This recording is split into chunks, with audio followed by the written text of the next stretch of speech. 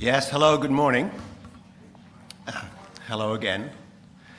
So it is my great pleasure to introduce two remarkable colleagues and friends, Johanne and Ramesh Srinivasan, both partners at McKinsey & Company. Many of you already know Johanne, who has been a close collaborator and a core member of Mobius community and a close friend over the years, over many years. At McKinsey, she has devoted much of her career to the firm's people, organization, and performance practice. Johanne is recognized globally for her pioneering work helping leaders learn to lead from the inside out and to cultivate adaptability in times of transition. She coaches senior executives and their teams, designs experiential learning journeys at scale, and consults on systemic human-centered change. She is the co-author of Centered Leadership, Leading with Purpose, Clarity, and Impact, contributed to Leadership at Scale, Deliberate Calm, and most recently, The Journey of Leadership, How CEOs Learn to Lead from the Inside Out. She's also a frequent contributor to McKinsey Quarterly and the global dean of several of McKinsey's flagship leadership programs, including CEO Excellence, CEO and CXO Transitions, and Advancing Women Executives. She's a certified coach with extensive training in mindfulness, facilitation, and trauma-informed approaches to change, and the recipient of the Gestalt OSD Lifetime Achievement Award from Bringing Love as a Force for Leadership Transformation. I fondly remember that we really got to know each other when working with John quite a long time ago. Originally from Montreal, Johanne has lived in South America and the United States and now calls the Canadian Rockies home. Moving on to Ramesh. Ramesh is a leader at McKinsey's Healthcare and Organization Practice and Global Dean of the Bauer Forum, McKinsey's program for CEO learning. Many CEOs have gone through this forum, and Ramesh might even talk about that a little. Ramesh brings deep experience across industries from high-tech and healthcare to banking and industrial sectors, focusing on organizational design, leadership development, and large-scale performance transformation. He plays a central role in shaping McKinsey's own leadership and professional development programs too. He is the co-author of The Journey of Leadership, How CEOs Learn to Lead from the Inside Out. He hails from India, spent the first 11 years in McKinsey in India and the last 11 in New York. He brings his passion for education and equity to this work outside the firm, serving as a trustee of Akanksha, a leading nonprofit supporting education for underprivileged children in India, and as an advisor to Teach for India. So please join me in offering a very warm welcome to Johanne and Ramesh. Oh, actually, I want to do one more thing. Actually, come up. There's this card on your chairs. I would like to read it. To be on the Mobius card? Yes. So, when we face disruptive change, we tend to rely on expertise, best practice from the past, and habits. It gives us this false sense of control. But in more uncertain times, we need to take more time to listen deeply, ask different questions, look for patterns, and use team collaboration to foster diverse perspectives. This approach is not easy for most of us, who have been trained and rewarded to find the right answer, but it is at the heart of leadership agility in complex times. Thank you.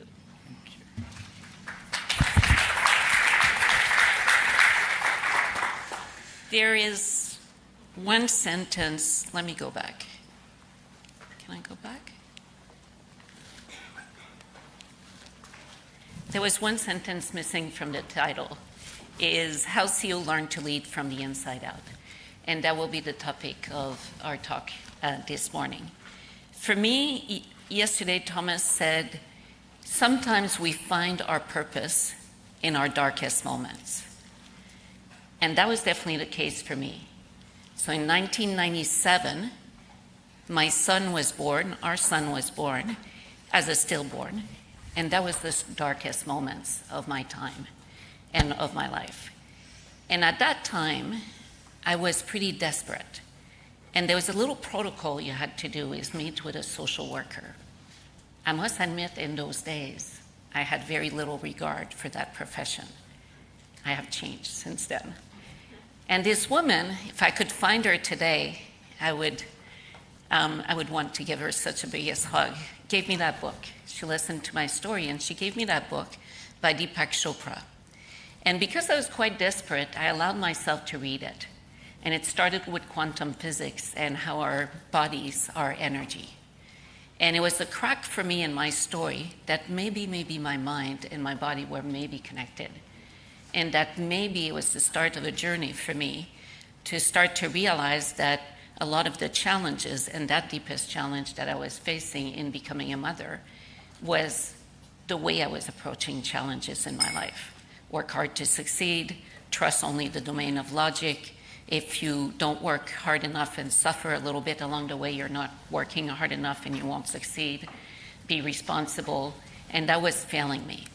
And that's the start of a long journey for me of doing my inner work in order to find my own purpose and my own calling. I share this story. What does it have to do with CEOs? I think this crowd will see quickly that every day when we work with CEOs, with executive team at the boardroom table, what we face is a lot of overwhelm. And the reality is that we all live, as Amy was saying, in a Banny world, right? In a brittled, brittled, help me? Anxious, nonlinear, incomprehensible. And when we live in that world, what Thomas reminds us is that the experience that we have is that of the water glass. And I'm sure that many of you, Thomas student, have heard him talk about this metaphor of when we're starting to pour more and more complexity in our life, and it's like the water that comes into the fixed water glass of our habits and minds and action, and all of a sudden we feel the overwhelm, right? The glass is too full. And there's two choices in that moment. And I often use this metaphor. We can choose to take on less water, right? We can move to the country, we can let go of our job, we can stop watching the news, we can isolate, go in a monastery, or we can learn to grow our vessel and to grow the spaciousness from which we hold the complexity. And I wanted to honor also Lisa Leahy, who is here this week. Lisa and Bob were a great source of inspiration, wrote this beautiful book, In Over Our Heads. And there's a quote that I love from them that says, when we experience the world as too complex, that's not the problem. The context complexity is not the problem. The problem is the mismatch between our own complexity and the context complexity at that moment. And that is what creates the suffering. So for me, that suffering was very present. But you would have asked me if I was stressed, I would have said no. I mean, that's the way I was experiencing myself since very young. And you would have asked me if you felt overwhelmed, I would have said no. And I remember one time when I was working with Thomas, I was in a retreat with Thomas, and my good friend Jennifer, who's a teacher here this week, was working with Thomas about how to manage when she feels overwhelmed by emotions. And I looked at Thomas and I said, Thomas, I want to be overwhelmed by emotion like she is, right? And he looked at me, and in true Thomas, he looked at me and he's like, you can't feel you're overwhelmed because you're too overwhelmed.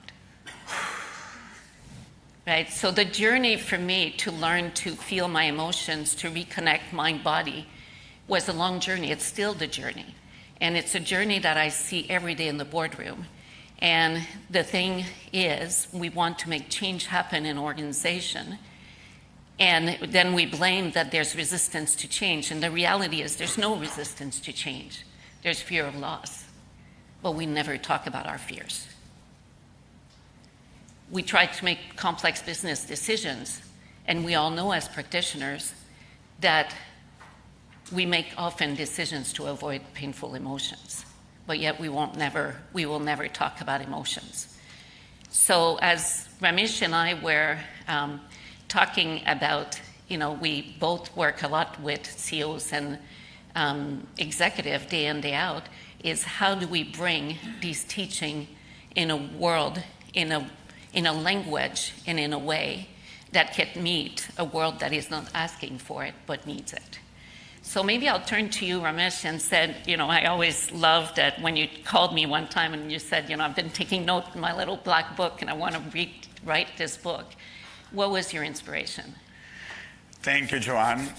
First of all, a real pleasure and a privilege to be here, to be with a lot of people that I care deeply about, and to be with people that I don't know as well. As Bernarda said, Ramesh Srinivasan is my name. Bernarda, I've actually been with McKinsey for 31 years. So 11 years in India and 20 years in New York. We moved to the US primarily because my wife wanted to shift from business to education. And we've been here ever since. And while today I'll focus a bit more on the outside part of the journey, complimenting Johanne. I was joking with Johanne, it's a bit like the sunflower and the butterfly, so we're going to dance here. And I'm going to practice a little bit being more, in the moment, and being with myself and being with all of you. So really excited to be in that practice, to see how it feels like.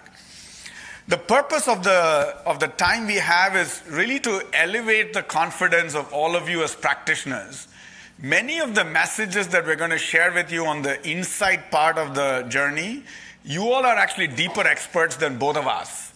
And so you don't need the validation and the confirmation that is important. You get that at an instinctive level.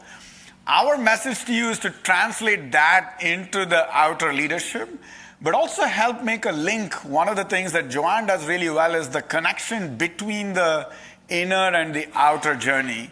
And how do you be there in service, especially of the business executives that you work with? As Johanne said, sometimes they may not see the need for this work. How do you make it more accessible to them? What is the language that you can use? That's really what we want to reinforce. Hopefully you will walk out with a little bit more confidence and a little bit more practical ideas on how to make this real for them. That's really our intention today. Johanne, thank you for sharing your story. I've heard it a few times before. And each time you show up in, not just in the McKinsey system, but with your clients, with clients where we have danced together, it's amazing to see that practice. And I myself, Johanne has been a pioneer in this space with support from Amy and many, many other people in this room. And I've been a student, and I continue to be a student. So even this week, being in the somatic leadership track has been a wonderful experience. I'm going to practice a bit of that as we go through today. The reason we wrote this book, Johanne, on why did we write the book, about 4 years ago, we realized that we were getting to a point where more than 500 CEOs were going to go through the Bauer Forum. And now we're actually close to 700 CEOs have gone through the program.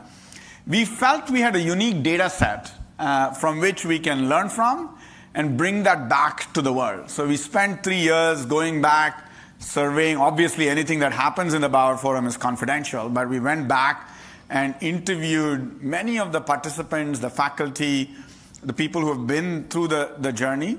We also went back to some of our broader leadership work. Johanne has been a fantastic contributor to this, many other colleagues like Johanne.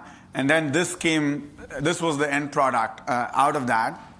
And our main intention was to really democratize the Bauer Forum. We felt that the process we follow, the stories of these leaders, and the appendix of the book has, and again I have to credit Johanne for that, who pushed us to have 150 micro practices. A micro practice is a ritual that you can follow every day or every week that we felt can translate this concept of inside out to leaders and make it much more accessible for them. In fact, you have the option at the end of today's session to take a handout back. And we had a debate, should we give that and do an exercise or have you all take it out? We felt like it's better for you to take that at the end of the session today. So that's really what you have in the book, the process, the stories, and a bunch of practices, and a bunch of questions as well in each chapter that hopefully can take your own journey forward. The one thing I will say, Johanne talked about the Barney world, the VUCA world. Amy, I loved your framing that the world has become even more chaotic. And we absolutely see that with, for the first time, I hear of CEOs who are taking anxiety medication, which on the one hand, I feel good about, that they're taking care of themselves. They're openly sharing that with people. It's great. And yet, it is a signal for me that the anxiety, the uncertainty, the complexity in the world has gone up.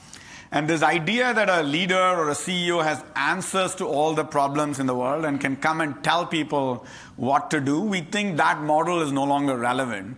We all still see that in the world, but we feel, and our assertion here is that you need a different approach. And that's why, if you can go back to the previous page, we were labeling this a more human-centric approach, where we felt leaders need to come in with a deeper sense of their why, their own purpose. And I love Thomas's framing yesterday. The purpose doesn't have to be this, nicely labeled, clean framing that you can put out there as a slogan. It can be a very messy sense of awareness and calling that you're walking into the world with. But you do need to come in with and we saw these leaders coming in with that sense of calling at different stages of their own development and using it to inspire teams and inspire change in the world. So that's the thesis of this book. So in a sense, hopefully it should intuitively appeal to all of you.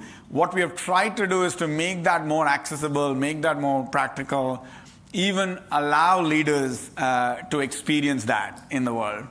And maybe, Johanne, I know you came to a Bauer Forum recently. You've been to many, but you were there with your media company CEO. So if you could help the audience see this link between the inner state, what's going on in the media industry. Johanne is not an expert in media, by the way, but after this session, I was very impressed how well she was connecting with the priorities of the CEO.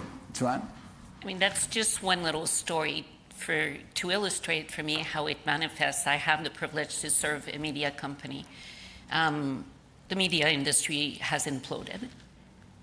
As Thomas mentioned yesterday, the only way you can make economic value in the news business today is by being an agent to polarization and trauma in the world. And he's facing a really complex dilemma because on one hand, he's accountable for shareholder value creation.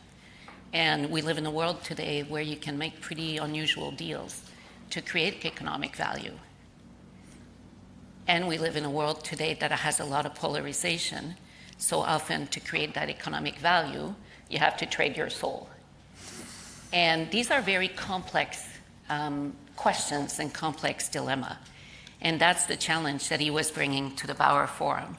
And of course, all of you know in this room that the challenge is not the IQ part of the challenge, right? He can have all the bankers advising him. The challenge comes from within. And I won't disclose too much, but at the Bauer Forum, what really inspired me is that he really wrestled through it. And he went from inside and tapped into a calling that I think he's just discovering to be a force of connectivity in the world.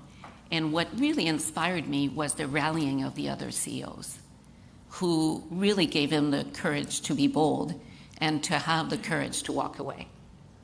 And to me, we need these spaces, and he needed to be able to swim a few days in a space where he could reflect more deeply, where he could be held without shame, where he could look into his own story, and where he could be affirmed by other leaders who felt and left inspired by him, and with the question of, would I be that courageous? And to me, our role is to not wait for, I'm going on a retreat, and then the CEO's on a retreat, and I can work deeply with them, sure. Or in the moment, really getting really deeply curious around what makes this challenge a challenge for you, and let's stay with it. And some of us sometimes polarize and we say, we don't want to serve certain industry, we don't want to do this or that. But I think that the calling for us is to show up, and to show up in all context. And that can be really simple. This one is a big one for me. And it's very much something that I feel very passionate about supporting and serving. But it could be, Alex and I. Alex is in the room. She's the queen of decision making. She's phenomenal in helping organizations navigate decision making. And we know today, as I said in the earlier, that what makes decisions difficult, again, it's not the IQ part of it. You need to understand the IQ part of it, of course.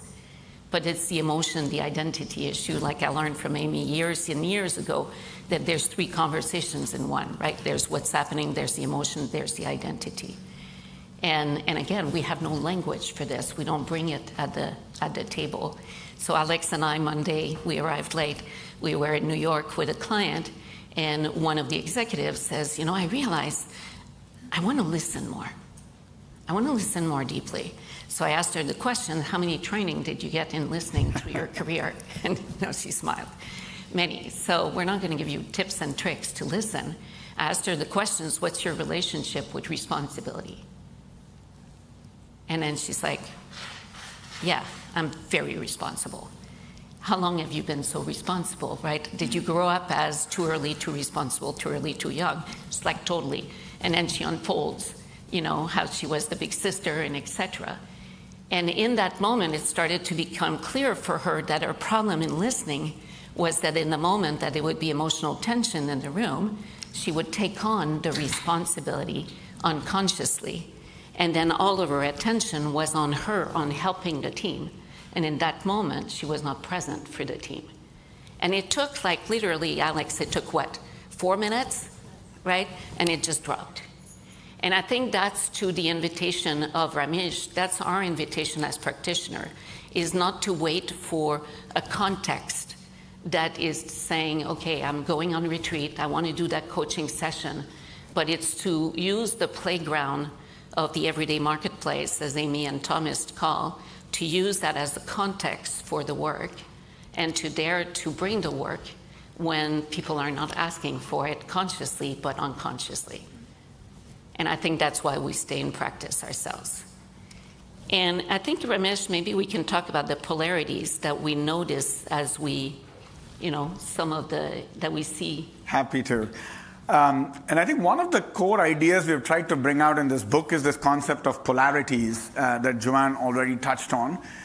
We even in the last few days, we've been talking about a couple of these polarities. Over lunch yesterday with Naren and Thomas, we were having this debate of profit with purpose. That's a classic one that all of us are acutely aware of.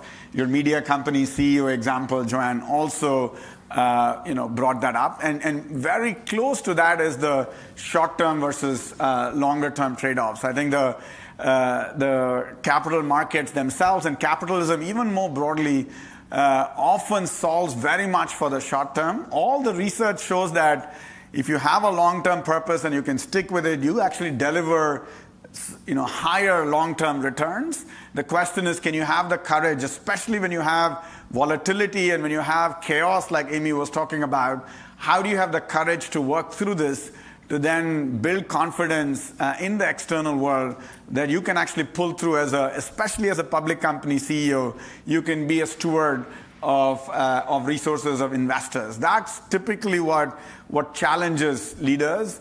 That then links back to many of the other polarities that leaders struggle with. Another one is this, you talked about decision making and being in control, setting clear direction while empowering others. One of the stories we have in the book is Stefan Bancel of Moderna during the COVID pandemic. Many of you here are from Boston. You may even know the Moderna context well.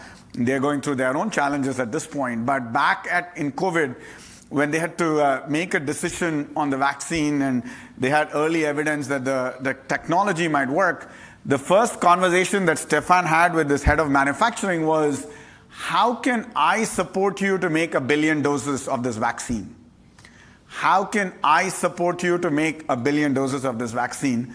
The head of manufacturing almost fell off his chair because they've never made a product ever. And to say you need to make 1 billion doses, Stefan was clear, if they didn't do things at that scale, it was irrelevant. They were not going to be relevant at that time in the world. And yet, it was not like he was giving the accountability was clear with the head of manufacturing, but at the same time, he was making it clear that he was there to support this person, bring access to expertise, resources, what is needed. He didn't want to be surprised. In many of the leadership teams that Johanne and I work with, often leaders don't hear the truth. And I'll come back to that later. There's a whole chapter on truth telling. And I think Thomas touched on it as well yesterday. So he was really signaling not just an openness, but an expectation that if there was any issue in what was happening, he expected to hear sooner versus later, because he was going to come to it with a mindset of support, not a mindset of judging or a mindset of being critical, but really be there in support of and leaders struggle with that. So that balance between setting an ambitious goal, empowering leaders, or setting accountability while empowering and supporting leaders is a big tension that we find leaders struggling with. So many of the questions and the practices we have in the book are aimed at breaking through these polarities, really bringing the and into this conversation. I know, Amy, in many of the sessions I've been in over the last 12 years, I've heard the notion of the and. The question for you, all of you as practitioners, is how do you make that real, make that practical and accessible for the clients you work with, especially in the business world? So I'll give you a little bit. You must be asking, so what's in that book? So the first 6 chapters are about 6 attributes, right? 6 attributes of leadership that we were noticing these leaders were walking with. Now, attributes of leadership come through practice, right? So I'll give you an example. Michael Fisher, he's the retired CEO of Cincinnati Children's Hospital. I and a few people in the room had the privilege to work with Michael for a few years. And Michael, through the pandemic and through the recent challenges in the healthcare system, has led the transformation of the organization to be the #1 pediatric hospital on all measures. And one of the things that Michael talks about, just a little illustration of humility, he walked in as a CEO with no healthcare background, no nursing background, no scientific background. How do you get credibility in an expert culture? Is very difficult.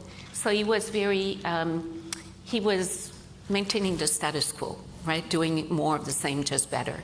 And at one point he went to the Bauer Forum, and as he says, he received a kick in the butt to say, you're leading this great institution, you have to be bolder, and you have to do more. And he came back and he combined this confidence and humility to be able to make real dramatic shifts in the orientation of the organization. And one of them was to find a way to convince all the medical practitioners across the discipline that they were going to make a significant change in curing mental health in children.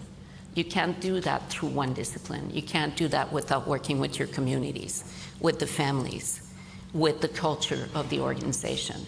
So that was a much bolder aspiration that started to rally the organization to say, what does it mean for us to truly bring health? Right? So that's just one example, but Michael needed that waking up call. And now today, the way we still invite him, I invite him all the time at the Executive Transition Masterclass. And recently I was with him last year in a shuttle farm in Europe. And I asked him, I said, Michael, I remember you had started your to-be practice. Do you still do it? And Michael, out of doing all of these workshops with Cincinnati children, had created his to-be practice, where in the morning he realized he would wake up and do his to-do. And not his to-be. And we had chatted about this, and he actually turned it viral. So I thank him for that. I probably took it from Thomas. So we all can amplify something through our clients.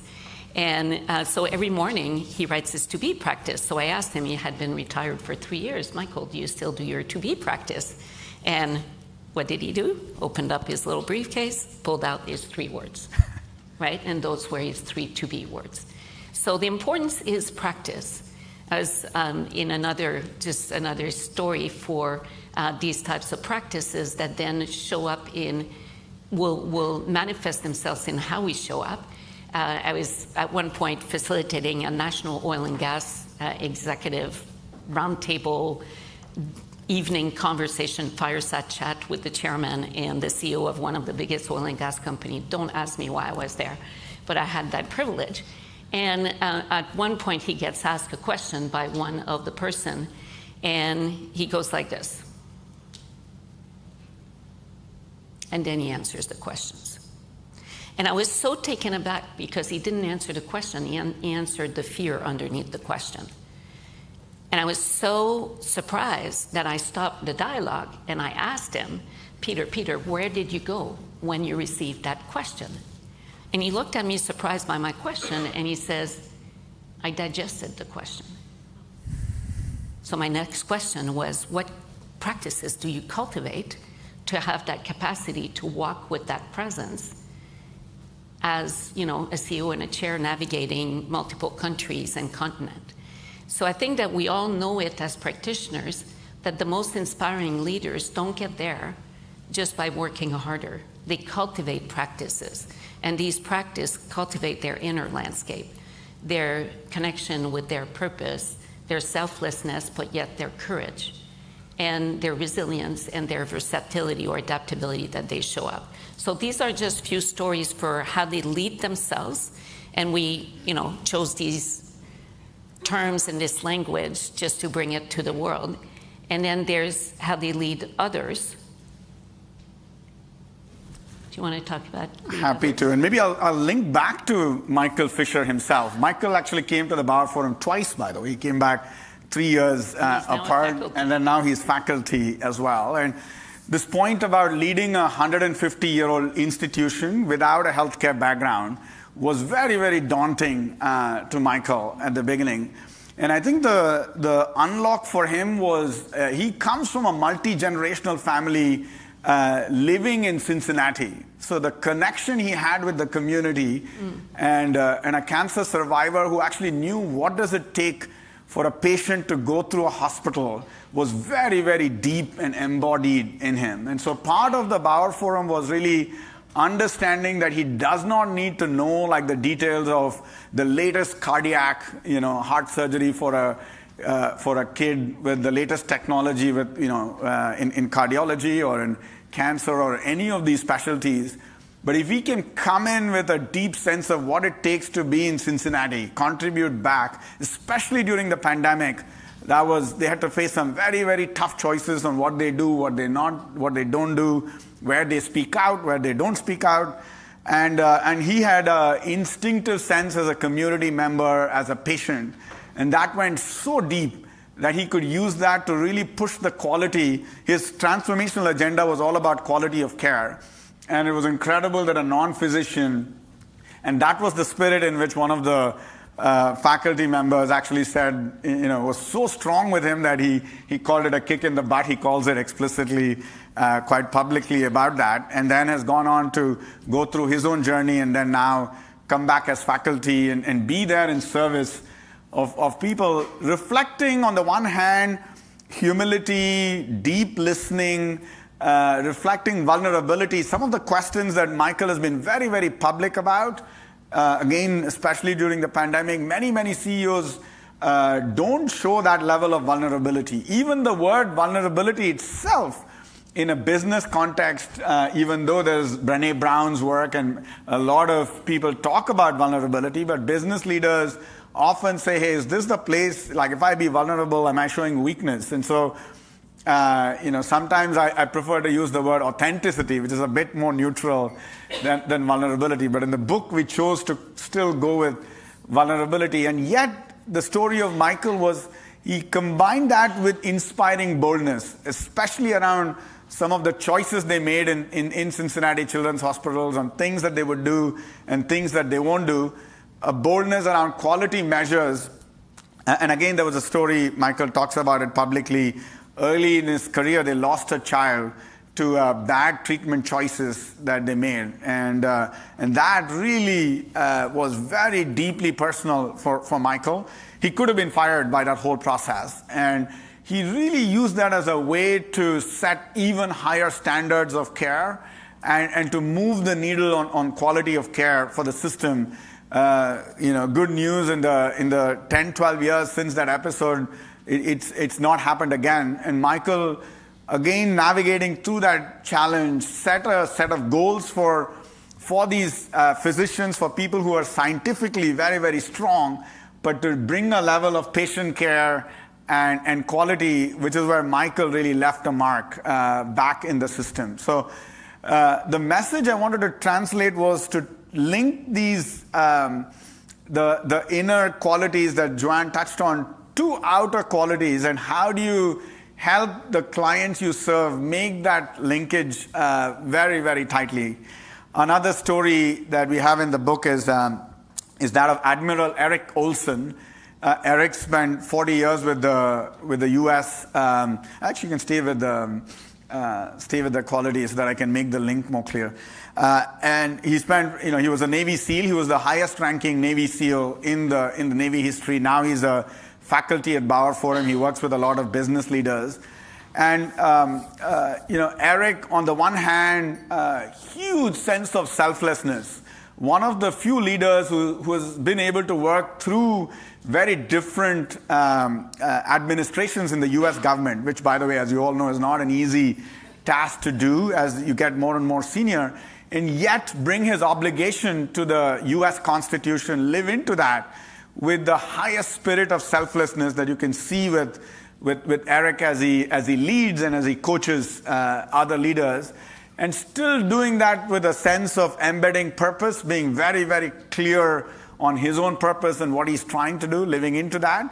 And with these ideas of truth-telling, where not holding back what needs to be said in the room, and with a spirit of fearless learning of, one of the things, Eric was the operational leader of the Osama bin Laden operation, very successful operation with the mission that they had. And yet, there were learnings from that. All of you are aware of the first helicopter crashing in the room.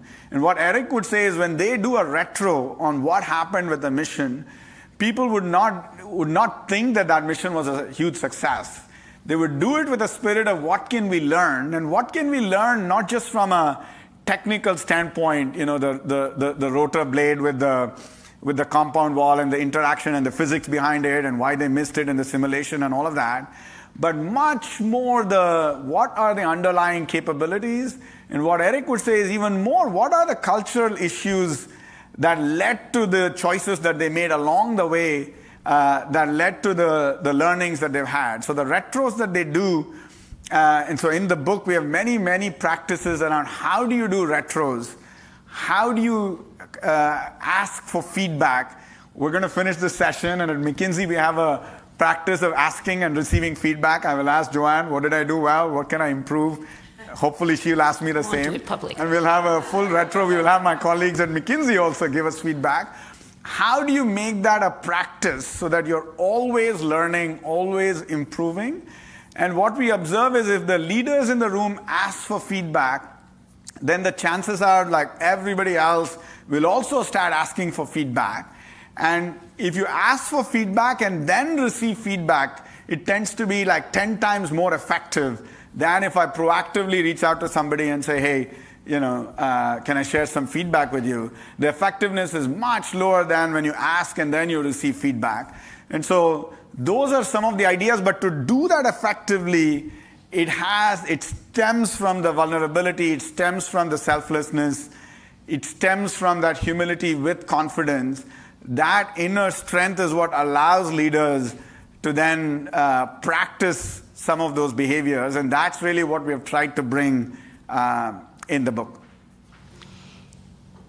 So a lot of this is combined language, right? And how do you combine outer practice with inner practice? Because we all know that a post-action review will land very flat if you're coming with a shaming energy through it, right? So the inner and the outer are not a duality. And the work with our clients, somebody asked a question yesterday, and I always challenge myself of, it's not a duality, right? The inner work presents itself every day. If we're just looking at our context and getting curious about what makes this difficulty a difficulty, which is rarely what is manifesting at the top of the iceberg. So we wanted to leave you with a reflection. There is, we were blessed with a lot of learning this week. I asked a few of my colleagues, and thank you, Carmen, Yuhved, Natasha, and many other, and Alex, and Michelle, we've been harvesting, and we have a WhatsApp harvesting some of the learnings of the week that inspired us in our work every day as we work in the persona of McKinsey and business. But I encourage you to really think about what are these sentences, what are these learnings that we're taking this week, and how do I embody these learnings to bring them in the day-to-day work, not just when I'm facilitating a pre-designed retreat or offsite, but every day as I choose to walk the path from the being that will create the path. Anything else you want to add? No, I'm good. Awesome. Thank you for showing up this morning. Did you invite any comments, questions? I don't know. So I don't know if we have time for questions. I'm not orienting well, so. Okay. Oh, we do. Okay. So we could ask a few questions, or we could go also to get you to digest a little bit in a triad. So why don't we take a couple? What's the end time? 9:30. Okay, perfect. So let's take just a few questions, and then we'll give you about 10 minutes of digestion. Yes. Do you have an example of someone you work with that maybe been resistant to feedback and actually became more fearless in their learning style? You know, it's such a great question coming from you, because I know you're an expert at this. And I think that, to me, what comes to my mind, because I would say yes, many, right? I work with many leaders who are in their defense first. And I think it's, for me anyways, is how do I hold my client? Do I hold my client in love, or do I hold my client in judgment? And if we can sit with our clients this way, I find that the resistance will melt. But if I judge the resistance, then of course the resistance will harden. So I see it more as a curiosity and a compassion of where's that resistance coming from, and what's the story that's in the room, and can we make space for that little boy that's also showing up in the room. And I think you're a master at that too. Yeah, we see it all the time, Jason. And I think part of the Bauer Forum process, the way, and we've described it all in the book, is to get a set of peers to share the input or a reflection question that brings a greater level of safety to participants as they go through the process. And we use quite often ex-CEO faculty. Again, I've over time tried to bring down the power of people and where they come from, and get people to go through their own process. And more, now that we've been doing it for 15 years, the minute a CEO says yes to the Bauer Forum, their process has started at that minute. In fact, the minute a McKinsey person goes and makes an invitation, it's only by invitation, to say, hey, do you want to come? I can sense that like their process has already started. And then where they meet the resistance, I think some of them, the resistance is very low. Some of them, like, they come to the forum with that resistance. And then it's all about like creating the container where they can open up. And I've learned this from Amy over time. Ultimately, in the beginning, when Amy would do programs for McKinsey, I would say, everyone needs to go through a transformational experience. And I've come to realize we can only create a container that has the capacity, that I know has the ability to provide the best experience. And then what happens, what emerges. And so in that, and even back to the Michael example, he had to come back a second time. And he was definitely defensive the first time. I don't know if you'll accept it, maybe a conversation with Michael to go back. So you see that journey all the time with people on like where they meet that, what they need. And we set it up with very different things that could help them in their process. And some work soon, some like take a while. And I think that's the reason why we keep on, all of us, doing these trainings and these learnings, is to be able, in the moment when our own judgment comes, to remind that little Thomas wisdom that the resistance is the doorway, right? And to honor the resistance because it's deeply functional in that moment. And, am I pushing for more melting because of me or because of that person, right? And I know that for me, it's been a journey to learn these boundaries and to respect them. versus come with the arsenal of my toolkit and then want depth in a minute, you know? But I want it for me, not for that person, right? So I think it's an art, right? And you know it well. So my intuition right now is to give you about, just like, even if it was just 5 minutes, to say what touches me. And if there's one thing that gives me a little bit more courage, boldness, you know, walking with humility, that tomorrow morning I would like to practice more of, using the context that I plan to dare to shed light in these contexts, even when they're not asking for it. So I'd love for you to turn to a partner and just have these reflections so that you can integrate a little bit of this talk.